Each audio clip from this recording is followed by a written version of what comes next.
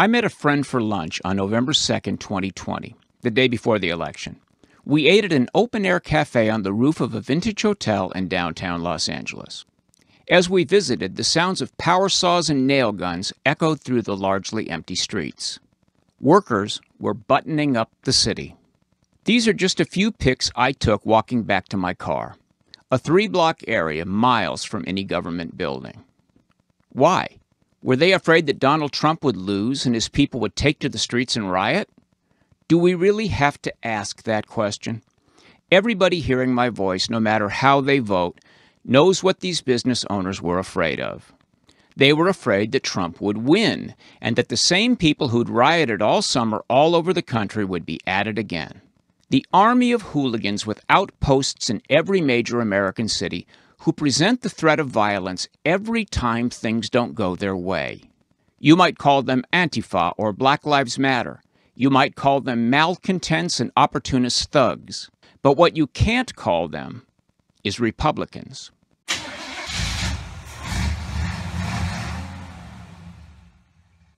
As we speak, businesses all over downtown Minneapolis are boarding up for the beginning of the Derek Chauvin trial. Here's a guy who owns an Irish pub in the area.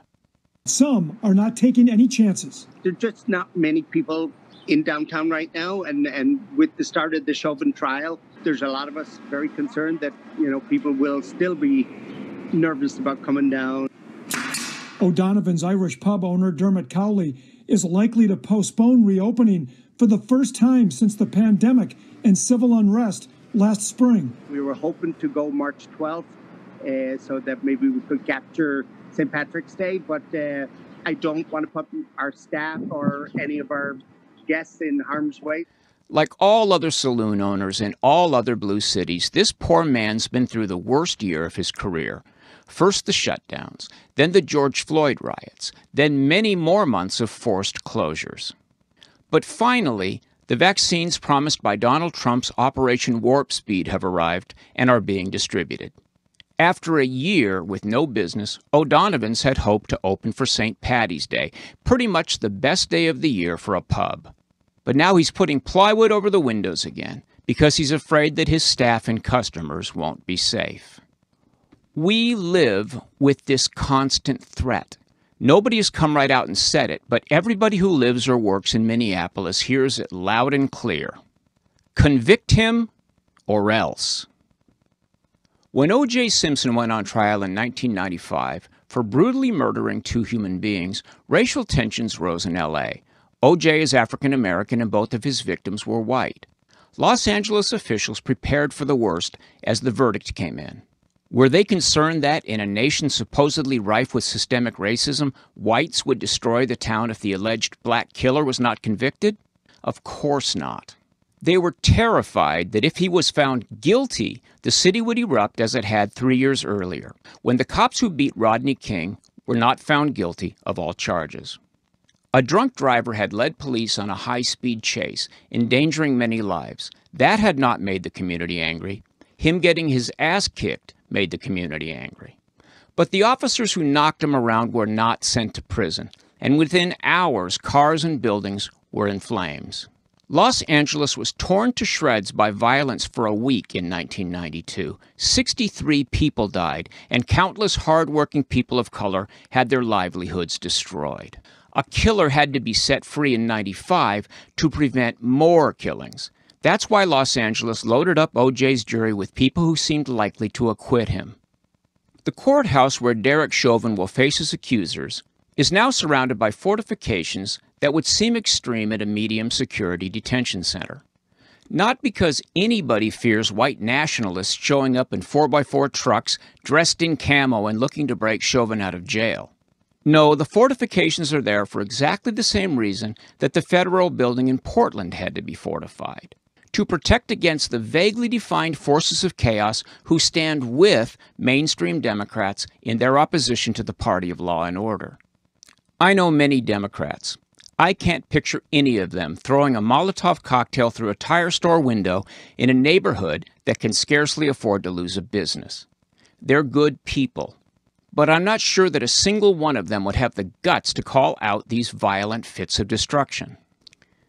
A thought pathogen has infected the minds of liberals and progressives. It has eaten away at their common sense, at their ability to think objectively, and most of all, it has eaten away at their courage.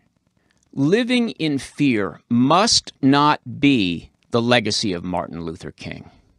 Nobody knows what was in the mind of Derek Chauvin when George Floyd died beneath his knee. Nobody knows that he set out to injure a man, let alone murder him. And nobody knows that he didn't. Nobody except Chauvin himself. What we do know is that a man died, and that the man who either killed him or was restraining him when he died of other causes is about to be tried in accordance with the law. That he's facing the maximum allowable charges and will be subject to maximum penalties. He's already lost his job, his pension, his family, and his reputation. No justice, no peace. This is what the activists will chant when they gather near the courthouse. If circumstances arrive that seem to favor Chauvin's defense, skirmishes will break out, and the shopkeepers who didn't board up will wish they had. No justice, no peace. That slogan is a lie.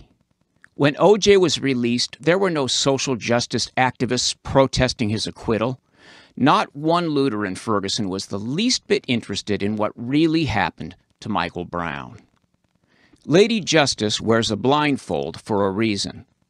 But nobody shouting these threatening slogans wants these scales to simply weigh the facts without regard to color or social status. No, what they mean is our way or no peace. We call the shots or no peace. And the party that was once my political home has lost any ability to say what I've just said. They are scared to death of the jackals who run willy-nilly through their own political team, coercing, bullying, threatening, and canceling anybody who stands in their way. The jury selection has begun in Minneapolis. God help us all. Thanks for watching. If you like this video, subscribe to our channel and then click the little bell to get notifications.